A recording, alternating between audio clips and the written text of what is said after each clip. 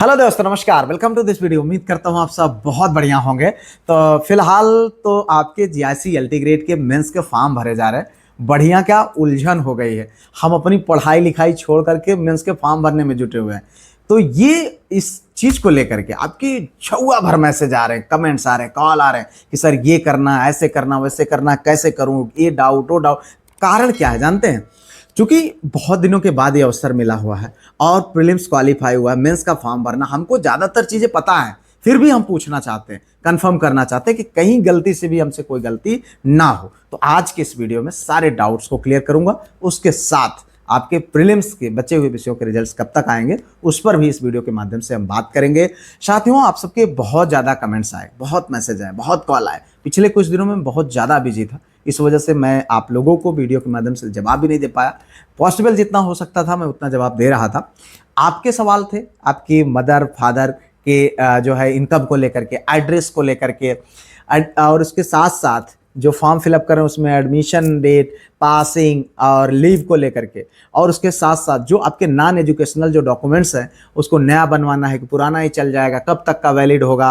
NOC जो लोग job कर रहे हैं उसको लेकर के, ईडब्ल्यूएस वाले कब से कब तक का वैलिड होगा, कास्ट डोमिसाइल कब का चलेगा, महिलाओं को खास करके कास्ट सर्टिफिकेट बनवाने में बड़ी प्रॉब्लम है, क्या करें कैसे करें, ठीक है। और इसके साथ साथ इंग्लिश लिटरेचर क्या करें उसमें भाई। एक जो है न्यूज़पेपर में कटिंग देख करके लोग एकदम परेशान है कि यार मतलब बड़ी मुश्किल से तो नौकरी का अवसर मिला है, कैसे हम खो देंगे, ठीक है। तो इसके साथ साथ अगर आपने ग्रेजुएशन में 2 साल ही पढ़ा है तो क्या करना है, बात करूंगा सब कुछ। पर उससे पहले आप अगर अभी तक नए हैं, वीडियो को सब्सक्राइब नहीं किए हैं चैनल को, तो कर लीजिएगा, ठीक है। भाइयों, मैं आपके जीएस वाले पोर्शन के लिए लगातार काम करने के चक्कर में बहुत ज़्यादा बिजी हूँ। अभी मैंने अनाउंस किया है कि मैं आप लोगों को करंट अफेयर की रेगुलर क्लास दूंगा जो आपके एग्जाम के दृष्टिकोण से इंपॉर्टेंट है। मैंने पिछले 1 साल के करें, ऐसा नहीं है कि आज वाला करंट अफेयर, नहीं, पिछले 1 साल, चूंकि आप जानते हैं आपके एग्जाम में पिछले 1 साल के करंट अफेयर्स पूछे जा सकते हैं, तो उनको लेकर के बाकी आपका पूरी प्रॉपर जो है जीएस वाले जो पूरा प्लान है, पूरी स्ट्रेटजी, उसको लेकर के हम काम कर रहे हैं, जिसमें हम इंपॉर्टेंट टॉपिक को चूज करके उनसे संबंधित चीज़ों को सॉल्व करते हैं। रेगुलर 7 बजे आपको वीडियो देता हूँ, उसके साथ साथ जो उससे संबंधित प्रीवियस ईयर क्वेश्चंस उनको सॉल्व कराता हूँ। उसके साथ साथ आपका उससे संबंधित टॉपिक्स का मैं टेस्ट लेता हूँ। सप्ताह में 3 करंट अफेयर के क्विजेज चल रहे हैं। सब कुछ इतना बेहतरीन करने का प्रयास कर रहा हूँ। आप समझ रहे हैं जीआईसी एल्टी ग्रेड में हमने थोड़ा सा मेहनत किया हुआ था और वहाँ पर आप लोगों को बहुत अच्छा रिस्पांस मिला। 14 विषयों में से 10 विषयों में आपको 20 से ज़्यादा क्वेश्चंस देखने को मिले। अब वहाँ पर एक टेस्ट करा रहा था, एक प्रैक्टिस सेट दे रहा 30 नंबर का, लेकिन चूंकि जीआईसी लेक्चरर में, जीडीसी में आपके जीएस का पोर्शन बड़ा है, इसलिए यहाँ पर मैं कोई कोर कसर छोड़ने वाला नहीं हूँ। अगर आप भी तैयारी कर रहे हैं, अभी तक ग्रुप में नहीं जुड़े हैं, तो गलती मत करिएगा भाई। इससे बेहतरीन तरीके से, इतने पूरे कंसोलिडेटेड तरीके से कोई और कहीं से भी आपको कुछ मिलने वाला नहीं है, क्योंकि मैं बहुत इसमें इन्वॉल्व हूँ, बहुत ज़्यादा मेहनत कर रहा हूँ। 4 लोगों की हमारी टीम है, लगातार काम कर रही है, ठीक है, जिससे हम आपको बेहतर से बेहतर दे सकें। तो अगर आप चाहते हैं तो जरूर जुड़िएगा। अब हम बात करते हैं आपके फॉर्म पर। देखो, पहला डाउट जो आपका है कि मदर और फादर का एड्रेस को लेकर। मेरे भाई, आपके मदर फादर का डेट बर्थ जो है, बर्थ प्लेस क्या है, कैसे है, वो कैसे पता चलेगा? आपके अगर मम्मी पापा के आधार कार्ड में जो एड्रेस लिखा हुआ, आपको एग्जैक्टली वही डालना है, और इससे आपकी नौकरी पर कोई प्रभाव नहीं पड़ने वाला है, पहली बात। दूसरी चीज, इनकम सर्टिफिकेट को लेकर के, अरे भाई, अगर बाय द वे मतलब बहुत सारे लोगों की समस्या है कि सर वो जिंदा नहीं है, जिंदा नहीं है तो लेट में वो मतलब उसमें नॉट अलाइव में डालिए, बात खत्म हो गई। लेकिन अगर जिंदा है, आपने जीवन में कभी भी इनकम सर्टिफिकेट बनवाया होगा 1 साल 2 साल 3 साल पहले, ठीक है, वो कहीं ना कहीं 3 साल तक का जो वैलिड होता है उसमें उनकी इनकम आपने कहीं ना कहीं लिखवाया होगा। आप नया नहीं बनवा रहे हैं, फिर भी जो है आप उसी को औसत मान करके, कृषि उर्षि में जो भी आदमी 40-45 हज़ार, 1 लाख, जो भी 1.5 लाख 2 लाख जो भी डालता है वो सब डाल दीजिए, उससे कोई दिक्कत नहीं होनी, और वो कोई वेरिफिकेशन भी नहीं जाएगा, उससे आपके कोई भी प्रभाव नहीं पड़ने वाला, पहली चीज़। और दूसरी चीज़ मैं आपको बता रहा हूँ, इन सारी चीज़ों से आपका फॉर्म रिजेक्ट नहीं होगा। आपका फॉर्म रिजेक्ट होने का सबसे बड़ा कारण क्या होगा कि आपका क्वालिफिकेशन, आप जिस पद के लिए जो है एप्लीकेशन डाल रहे हैं, अगर उस पद के लिए आपकी एलिजिबिलिटी नहीं है, तब आपका फॉर्म रिजेक्ट होगा, ठीक है। ऐसा है कि आपने बीएड ही नहीं करा है, आपने फॉर्म डाल दिया, रिजेक्ट।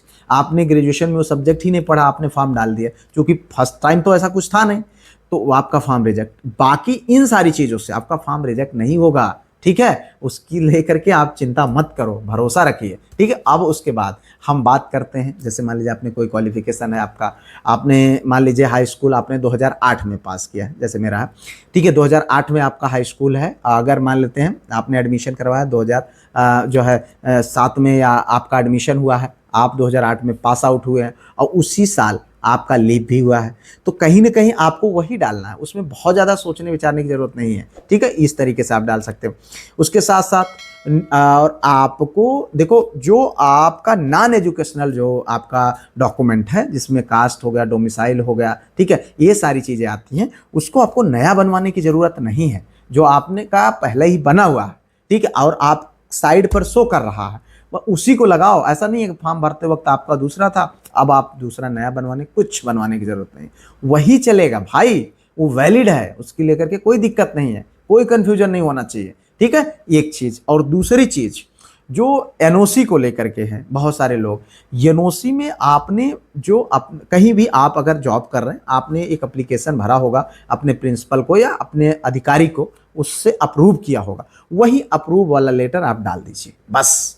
आपको भी एनओसी नहीं लेना है वहां से रिजाइन करके चले, पता चले मैं पास ही ना हो तो चलो यहूँ चौपट हो जाए, ऐसा नहीं करना है मेरे भाई। एकदम व्यवहारिक तरीके से चीज़ों को देखो, घबराने की जरूरत नहीं है, पहली चीज। दूसरी चीज, अब इसके बाद हम आगे बात करेंगे ईडब्ल्यूएस के आपके सर्टिफिकेट पर। ईडब्ल्यूएस 2024-25 का होना चाहिए, अगर नहीं भी है, जो है आपके पास आप डालिए, अभी बहुत ज़्यादा उस पर मत विचार करिए, क्योंकि अब उसमें आप कुछ कर भी नहीं सकते हैं, ठीक है। अगर आपके पास 25-26 का है तो वो अभी डाल दीजिए। देखिए, वो आपके हाथ में अब नहीं है, अगर 24-25 है तो द बेस्ट है, नहीं है तो कोई दिक्कत नहीं, ठीक है, जो भी है डालिए, बाकी जो भी होगा देखा जाएगा। अब आपके कास्ट की सर्टिफिकेट की हम बात कर रहे हैं, जो हम पहले ही बता चुके हैं कि आपका 3 साल 4 साल पुराना हो, साइड पर शो कर रहा हो, कोई दिक्कत नहीं है, ठीक है। डोमिसाइल आपका साइड पर शो कर रहा हो, कोई दिक्कत नहीं, कितना भी पुराना हो, ठीक है, कोई दिक्कत नहीं हो पा। और उसके साथ साथ महिलाओं का, उनकी शादी हो गई और फादर साइड से चूंकि कास्ट सर्टिफिकेट लगना है, तो अब वो बन नहीं रहा तो क्या करें। अब ऐसे में भाई मैंने देखा बहुत सारी महिलाएं जो है कॉल करेंगी, सर उधर साइड वाला, मतलब मायके साइड वाला जो लेखपाल है वो मनमानी कर रहा है, नहीं बनाएंगे, ऐसा करेंगे वैसा करें। देखो भाई, आपने कभी भी बनवाया होगा एक, ठीक है, अगर वो साइड पर शो कर रहा है आप उसी को लगा दो, ठीक है।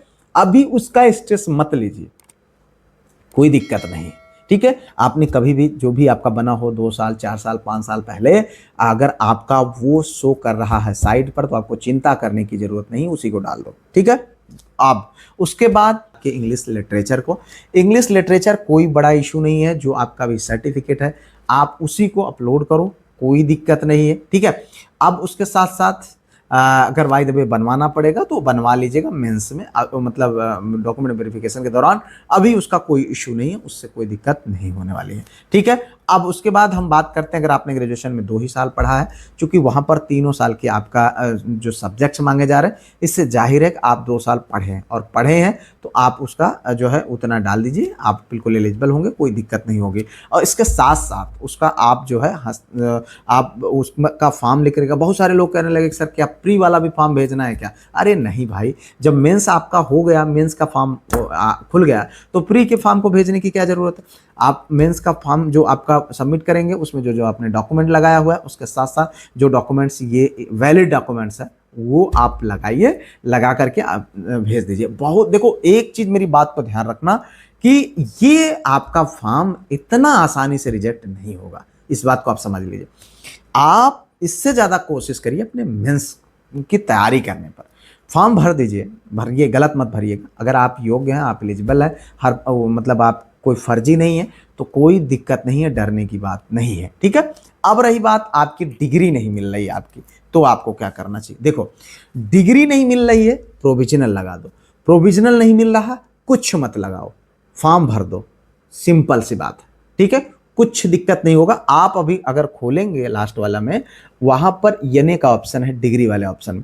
इस सर्टिफिकेट में एसेंशियल है, मतलब मार्कशीट में एसेंशियल है, लेकिन डिग्री में जो है आपका क्या है, वहां पर आपका ऑप्शनल है। तो आप यने डाल करके आगे बढ़ सकते हैं, कोई जरूरी नहीं, ठीक है। अगर नहीं है, अगर है प्रोविजनल मिल सकता है तो बनवा लो, सर्टिफिकेट है तो कोई बात ही नहीं है, नहीं है प्रोविजनल बन जाए तो आसानी से ठीक है, नहीं तो सिर्फ डालो और फॉर्म आराम से, कोई दिक्कत नहीं, इसकी वजह से नहीं रिजेक्ट होगा, भरोसा करिए, ठीक है। अब अगर हम यहाँ पर बात करें तो आप इन सारे फॉर्म को भर करके पूरा एकदम से जो है उसका साइन वाइन करके अपना फॉर्म भेज दीजिए।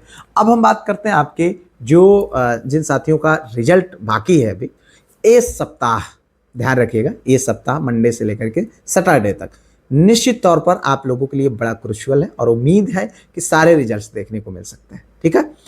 बशर्ते कुछ ना कुछ तो जरूर देखने को मिलेगा, ठीक है। ये सप्ताह और भरोसा इंतजार करिए, सब कुछ क्लियर होने वाला है, ठीक है। और उम्मीद करते हैं सारे डाउट्स आपके क्लियर हुए होंगे। कोई डाउट हो कमेंट करिएगा, परेशान बिल्कुल ना होइए, रिलैक्स रहिएगा, मेंस की तैयारी करो। और जीएस अगर जीआईसी लेक्चरर और तैयारी कर रहे हो तो यार जीएस जरूर ज्वाइन करो, ठीक है। हम मेहनत कर रहे हैं, हमारा सपोर्ट करिए, हम आपका सपोर्ट कर रहे हैं, आपके लिए बेहतर से बेहतर कंटेंट देंगे। टीम है, उसके लिए मुझे लगातार मेहनत करना पड़ रहा, सारी चीज़ें हो रही हैं, थोड़ा सा सपोर्ट करिए आप भी, हम आप दूसरों मिल करके, जैसे एलटी में हम लोगों ने झंडा गाड़ा था उसी तरीके से लेक्चरर में भी गाड़ेंगे।